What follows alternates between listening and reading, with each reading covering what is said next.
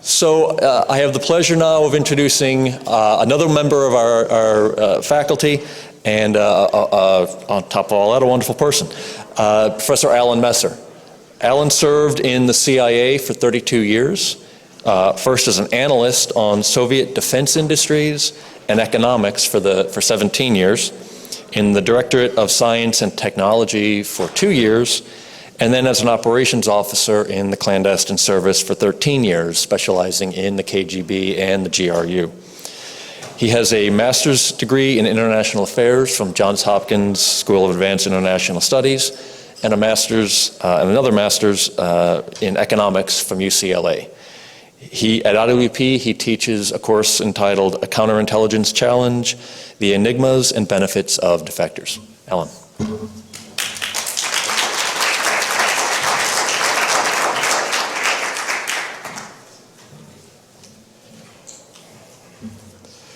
Thank you, and here we go. Thank you, and good morning. I'm not going to, in contrast to the cyber people, I'm going to be talking about human beings for the duration of this speech. The title of this speech, Defectors and Intelligence, was deliberately chosen as a double entendre. Each term has a double meaning covering both the narrow confines of professional intelligence and the larger society that we live in. We begin with the term defector. In my experience of debriefing defectors, a more personal sense of this phenomenon became apparent. I remember talking with one defector when he was about to move on to a new life. He and his wife were still quite troubled with the shocking transition in their lives. Alone with the two of them at the end of a dinner, I said, "You should understand that our country was built by generations of defectors. My own forefathers came over in the mid-18th century, having defected from Germany. They had all the belongings they could carry with them on a long seaborne journey to a very strange land with only promised them freedom. Free from the social and economic tyrannies of closed, cramped, parochial cultures. They would never see family or local friends they left behind. The one thing they had was a willingness to rely on themselves in the belief that they could fashion a new life. When you think about it, those who left Europe were self-selected and left behind the vastly more numerous, risk-averse, security-hugging majorities in their former lands. In this first sense, the act of defecting was an act of rejection. While the term traces back to Latin, its modern professional use in English begins with the onset of the Soviet Union. Boris Bajanov had been a personal secretary to Joseph Stalin before he came out in January of 1928 and volunteered to the British in India. At the time, he was viewed variously as a refugee and more suspiciously as a turncoat.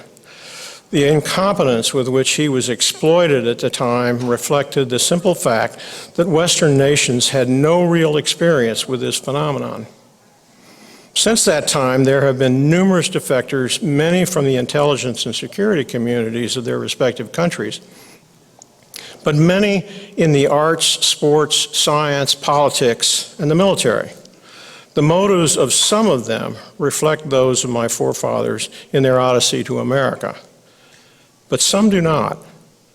Confining ourselves, because of my limited personal experience, to Russian intelligence types, it must be admitted that the motives for some were rather more mercenary. Some came because they suspected they would receive a substantial government subsidy from the host government and indulge in the luxuries of Western living. The stark contrast between the standard of living in any communist country and the West at that time made this very understandable, but posed difficulties all the same. Some had been run as agents in place, as we say. In the CIA, an agent is not a staff officer as it is in the FBI. The agent is a foreign citizen run in place by CIA staff officers. In some cases, most notably the British MI6 agent Oleg Gordievsky in 1985, defection was a sudden and unexpected escape from the clutches of a suspicious foreign service like the Soviet KGB, hot on the heels of an arrest.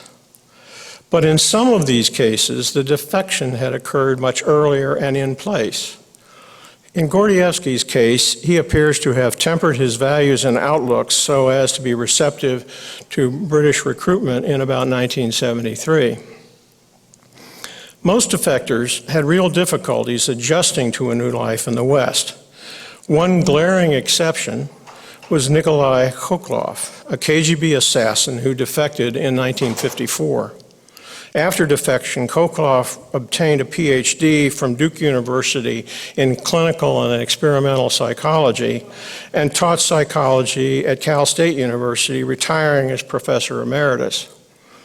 His exception contrasts with the problem for all the rest. When the wall came down in Germany in October 1989 and East and West were united, there was an obvious difference between the two peoples, even though they shared a language and a common history up to 1945. Easterners for several generations had been marinated in the cradle-to-grave welfare system that robbed them of the experience of personal responsibility and self-reliance that their Western brethren had had. Easterners were the counterpart of those my forefathers left behind, only more so.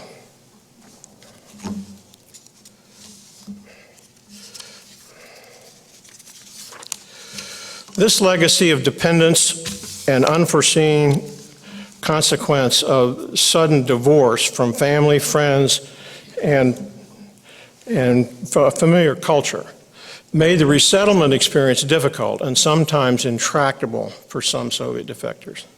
Clearly, the resettlement issue poses a serious challenge involving all the emotion, turmoil, calculation, and unpredictability inherent in dealing with human beings. Western services, from the experience with Bazhenov up to World War II, generally botched the business of resettlement, sometimes with disastrous results. But the war, not intellect, taught those services to organize a resettlement, beginning with the defection of the GRU code clerk Igor Nosenko in 1945. The rich literature on defection and espionage amply shows that resettlement is essentially a social welfare function that officers practice, and a function found to some extent with in-place cases. But this is to get ahead of our subject.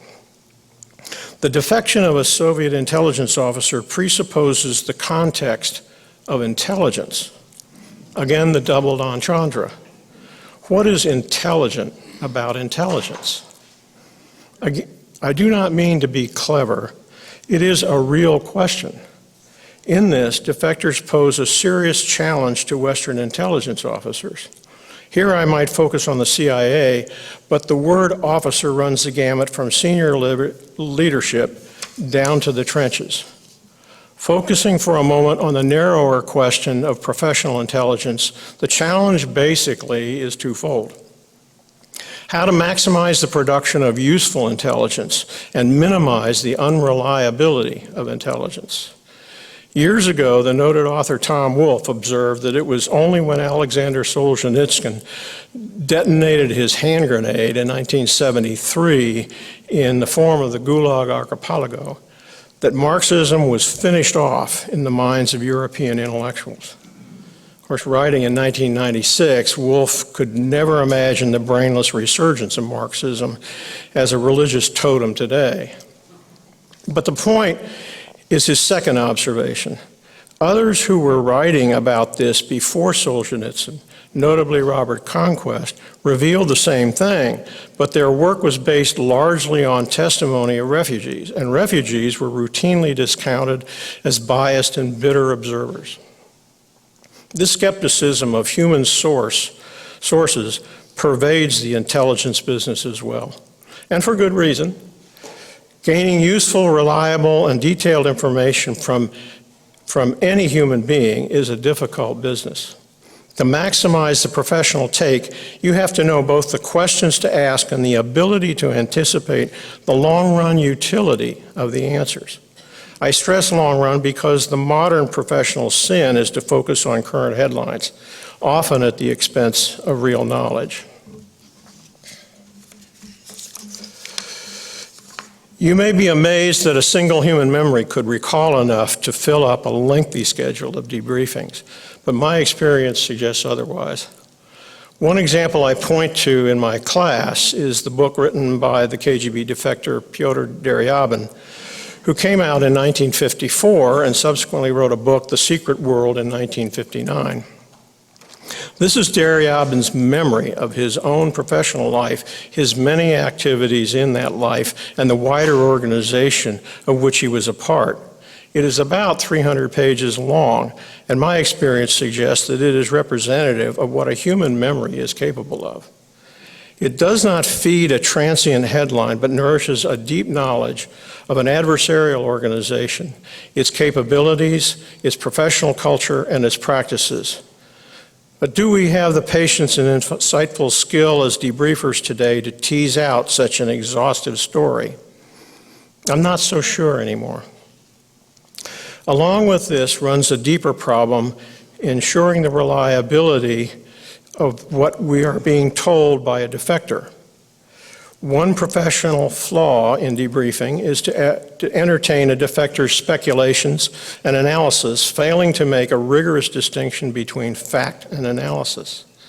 This appears to have been the problem with the notorious KGB defector Anatoly Golitsyn, who came out in 1961. He provided a number of what we call CI leads, or fragmentary clues of an espionage case, and many of these are what we call in the business unsub leads, or unknown subjects. The lead itself may refer to some fragment of espionage activity, but without the name of the culprit. In any case, he was enticed to offer speculations and analyses in a confusing mixture that set the stage for the most controversial defection in the history of American intelligence. The KGB officer Yuri Nosenko defected in 1964 with a headline-grabbing story. President Kennedy had been assassinated in November 1963 by Lee Harvey Oswald.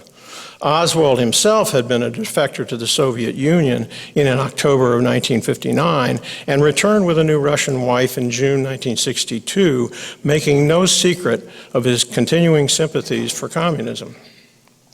Almost immediately arose the natural question: had the Soviets been behind the assassination? Into the breach came Nosenko just over 2 months later. The timing was as impeccable as his messages were controversial. Nosenko claimed he had personally been there when Oswald defected to the Soviets. He had been there when Oswald went back to the U.S. He had been there when the Soviet leadership, in a fit of panic, had demanded the recall of all of Oswald's records in the Soviet Union, along with an analysis of Soviet involvement. The verdict was that the Soviets had not even debriefed Oswald, although he had served in the Marine Corps, and were not involved in Oswald's plot. This is a very long and involved tale, but in my own assessment of the case, I was struck first by the sheer magnitude of the effort to get at the truth and the sheer detail that was persistently elicited from Nosenko over many months. But secondly, as this debate has unwound between CIA officers over the decades, I was struck by some serious analytical deficiencies. First, the issue was framed with only two options. Either he was a legitimate defector or he was deliberately dispatched by the KGB. The partisans of legitimate defection persistently ignored the huge volume of contradictory testimony from Nosenko himself.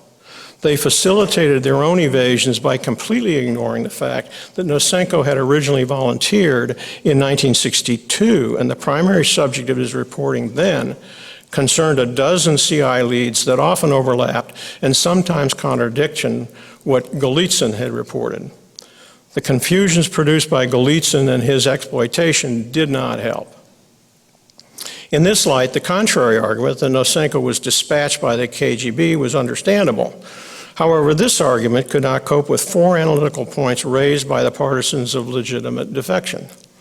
As a dispatched agent, Nosenko would have been a bad candidate for the job for a variety of personal and psychological reasons. Second, his own performance under interrogation belied any professional preparation for this assignment. Third, KGB practice followed the notion that it would be imprudent in the extreme to have an officer defect because the KGB could never guarantee that the officer would spill all kinds of secrets accumulated over a long career. Finally, had the Americans definitively concluded that Nosenko was dispatched, the exposure of Soviet intentions could have had unforeseen and dangerous consequences.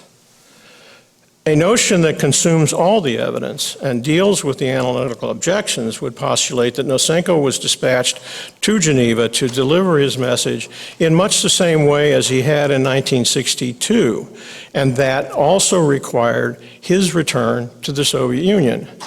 But in 1964, seeing the golden opportunity for a lucrative resettlement in the United States, Nosenko defected himself, although he was thoroughly unprepared for the consequences.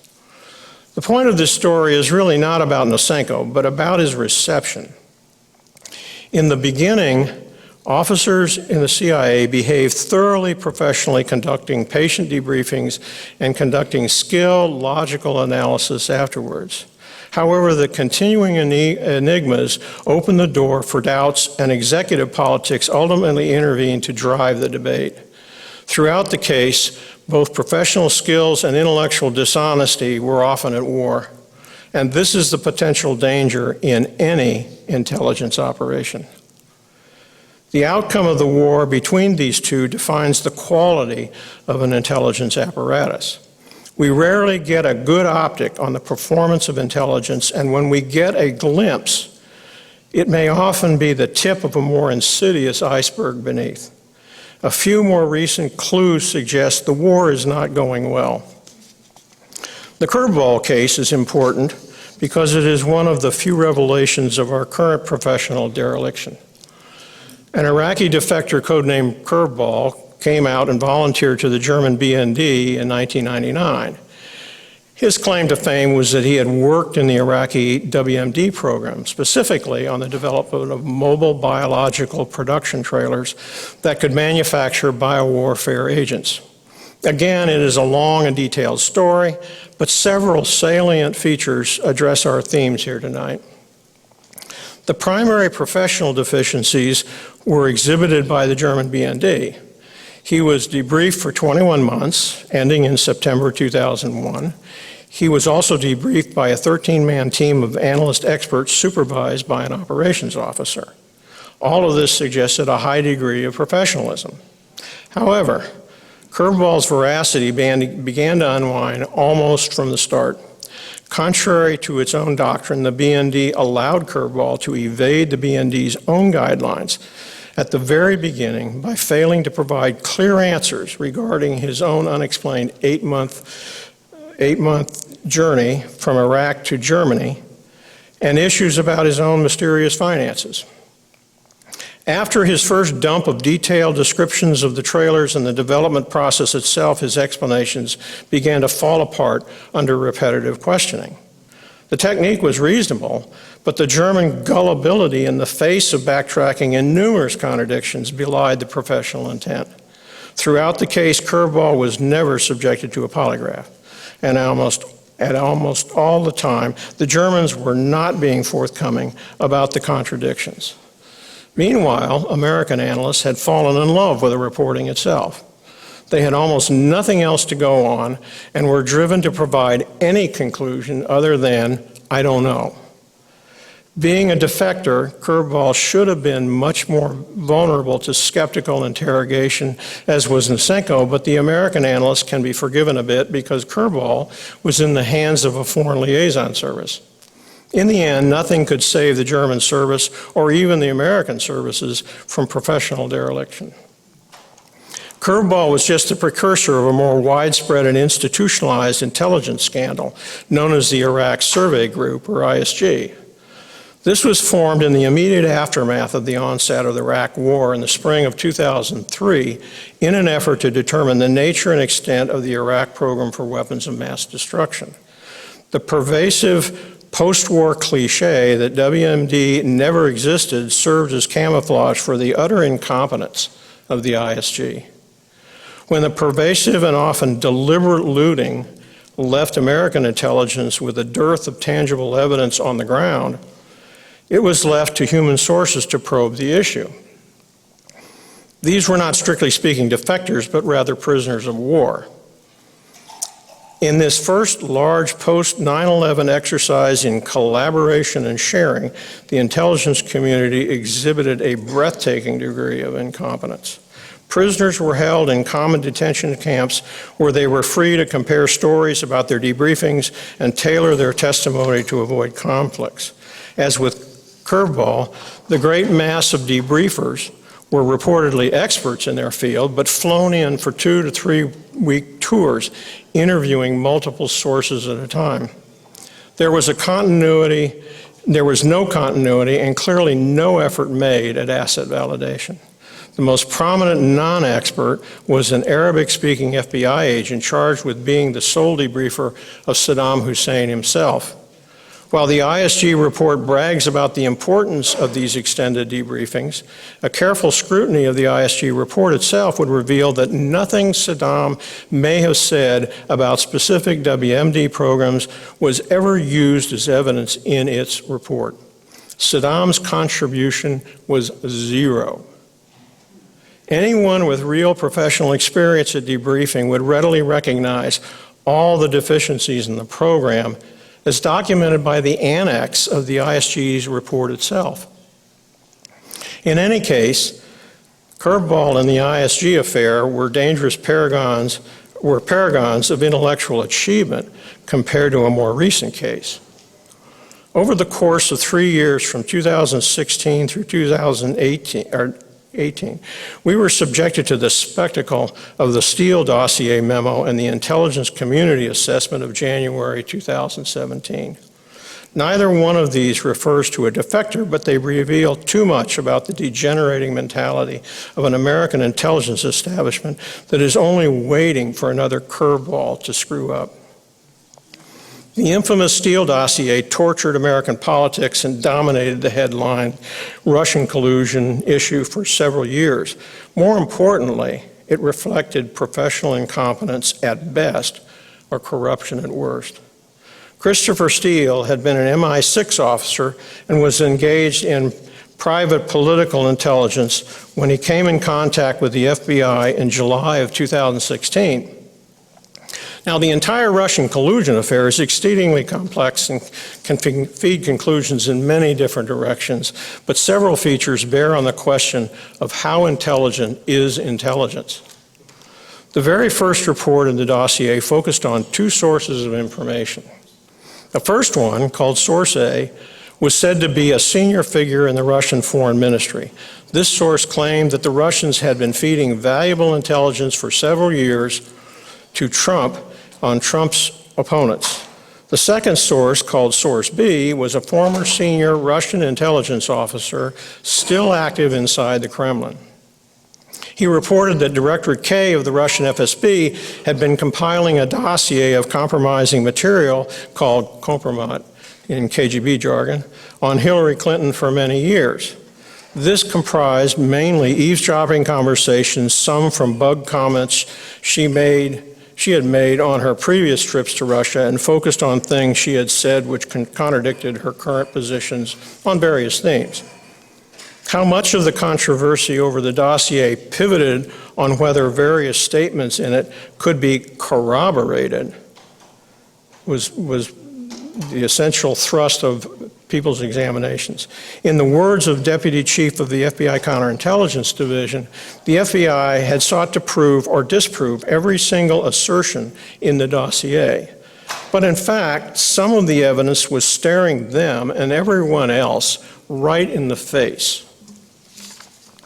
Steele used what we in the business would call a principal agent, or cutout, to communicate with the sources who were in Moscow.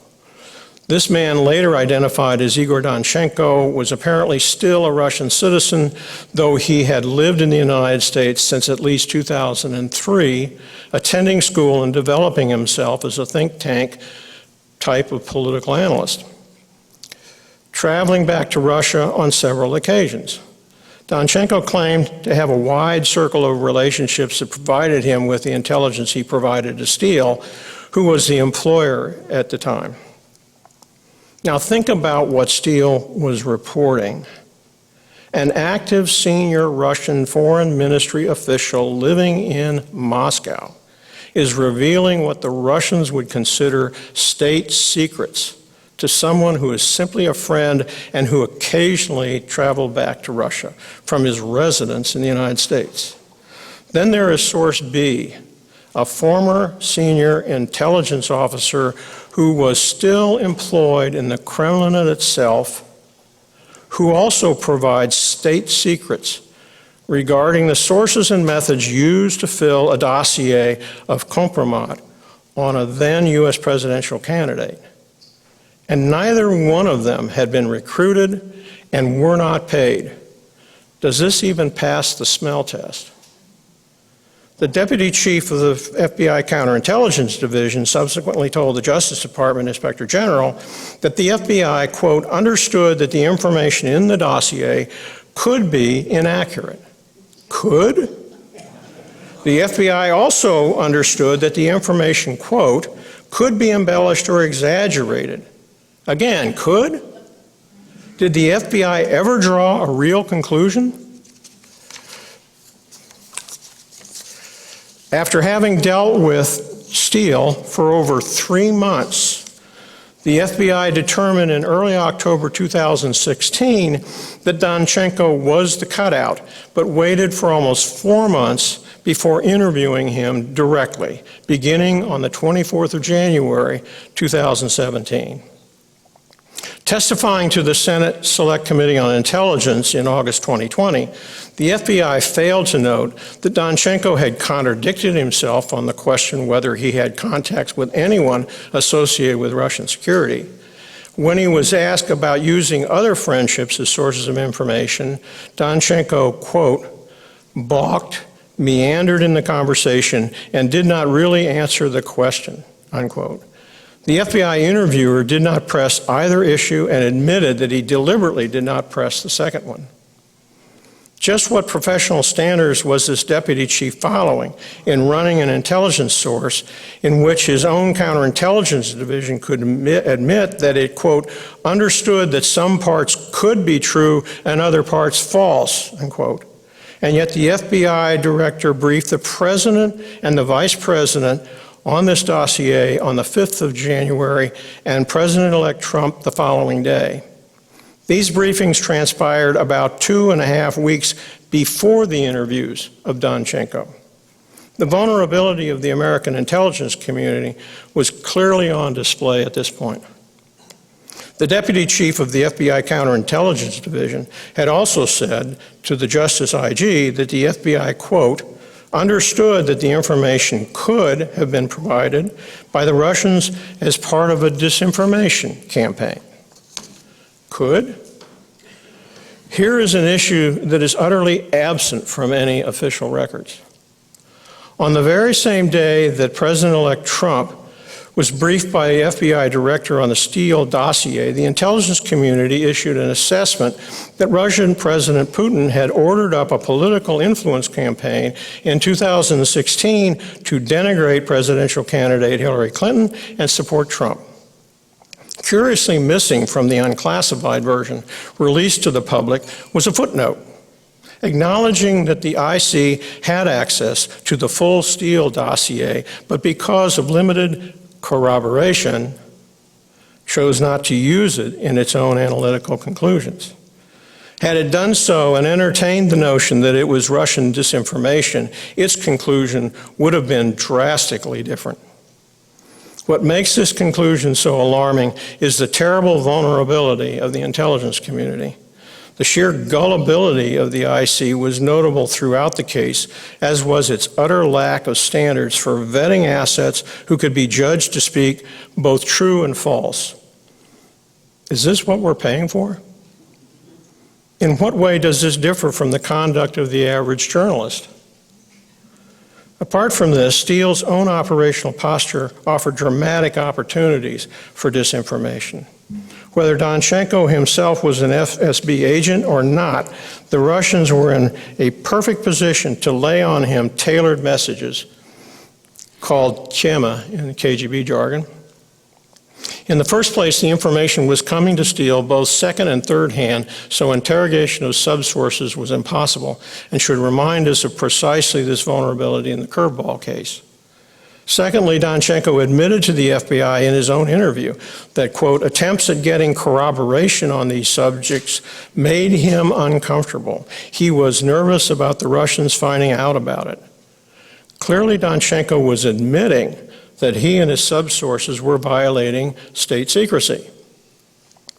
Thirdly, the FBI was notably lacking in elementary curiosity during its debriefings of Nosenko. He said that one of his trips to Russia in 2016 was, quote unquote, odd, in that this was the only time he was detained by border guards and peppered with questions as to who he was meeting with and what was he planning to do. Nosenko claimed he kept his answers vague, but this implies that he was dodging the specific questions and the Russian authorities were gullible enough to swallow it. The FBI never followed up by cross-examining his story.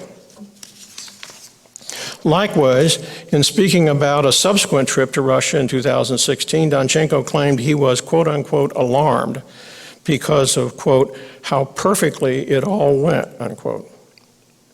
Nothing bad happened. This cried out for cross-examination as to how it had not gone well previously or why he should be alarmed over a perfectly conducted visit, but the FBI never followed up. Finally, the FBI had chosen to delay an examination of Nosenko directly for over 2 weeks after it briefed the president-elect and after the IC issued its assessment. The dereliction was palpable. These comments fail to reflect the full array of political agendas accompanied by deceits, deceits by omission, and deceits by invasion and distraction that pervade the entire affair. Much of this may appear irrelevant to the more narrow issue of professional competence, but perhaps not. What is so professionally intolerable is that we were warned over 75 years ago in a lessons learned study about the latent dangers in any intelligence bureaucracy that should be scrupulously policed. The British had developed the most pervasive and durable double agent network in the history of the world in World War II. Most notably, the network was able to feed disinformation to the German Abwehr that caused lethal damage to the German war effort. In this regard, the German intelligence service became a lethal weapon against the very government that sponsored it. Successfully running 120 double agents against the Germans, the British program raised the important question as to why the Abwehr never stumbled onto it.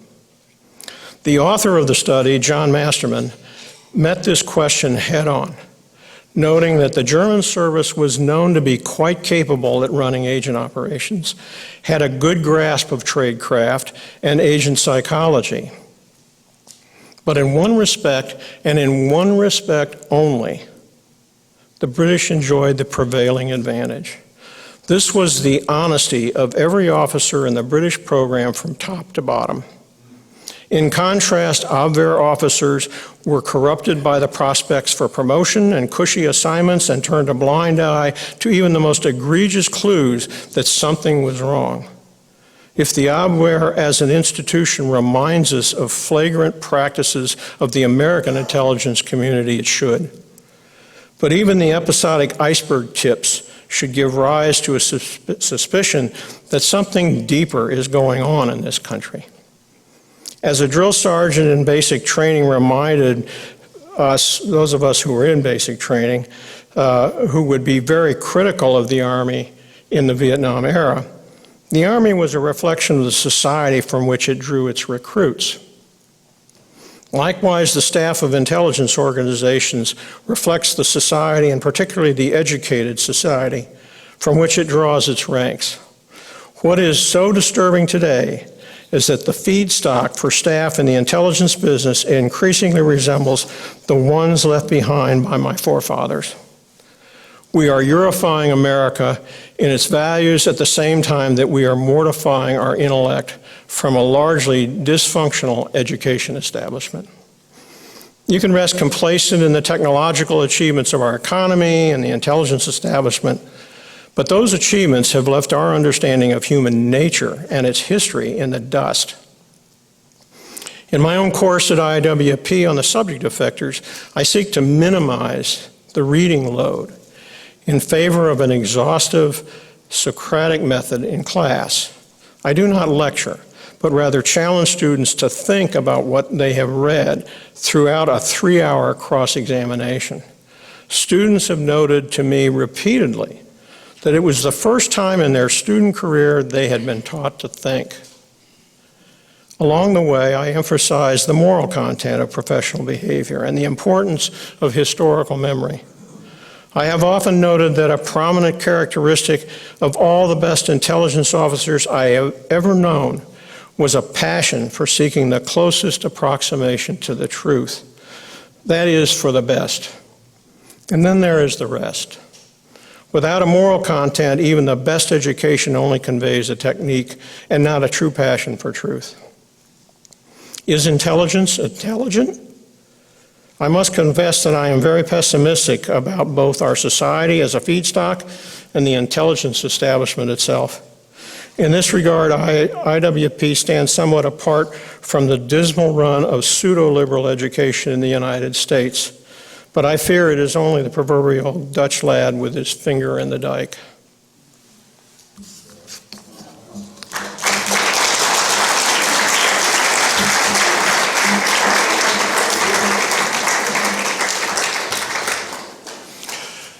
Any questions, or are we done? I know there's going to be a lot. I do want to keep us on track, so 1 or 2 is really all. Again, Okay. Alan, I assume you will be available afterwards? Yeah, oh yeah, I'll be around, sure. Sure. No questions? Okay. I got one here. Has the state of the intelligence community affected the ability of our intelligence agencies to work with foreign governments? I mean, do they trust us still, like they did in the past? Well, I don't have any direct knowledge. Yeah. But, you know, these people abroad are not dumb. I mean, you know, people forget the brilliance of Al-Qaeda in 9/11. I mean, as a tactical operation, it was absolutely brilliant. Everything about it, I could enumerate all the features of it, okay? And those are people in Afghanistan. These are not sophisticates in Europe or Asia or whatnot, you know, and I have to believe that ultimately you do this and you damage your reputation. I mean, you can't not damage your reputation. So, you know. One more? Yes, sir. So I thought you said you weren't going to scare us, so this is way more scary than No, I didn't cyber. say that. That was, The question for you is, could you elaborate a little bit more could you about- drop your mask? Yeah. So the question for you is about you said there are 2 problems with the feedstock. One's the bad education system, the other is the Eurofying aspect of it. So what are the aspects of Eurification that you're referring to here? I think one of the things that I found degenerate, and this is a comment about what I've experienced in life, is the utter erosion of our belief in personal responsibility, for one thing. I mean, remember, the Europe that my forefathers came from were serfs, largely serfs, and they did what the Duke told them to do, and I mean, you know, they didn't have a capacity to exercise any personal initiative, and that's the other thing. that the people who came here from Europe selected themselves and threw themselves into the world, okay, to struggle on their own. Everybody else they left behind didn't. Okay? That was the major fault line between the two. Okay? Today, we are dependent. We've become overly dependent on our government, on our parents, on you name it, and that's compounded by an educational system that teaches kids not to think. Now, that's an American thing. It's not a European thing. But this lack of initiative, this lack of personal responsibility, it's after a while you just throw up your hands. And it's being nurtured, positively nurtured by government, schools, and not a few parents. So.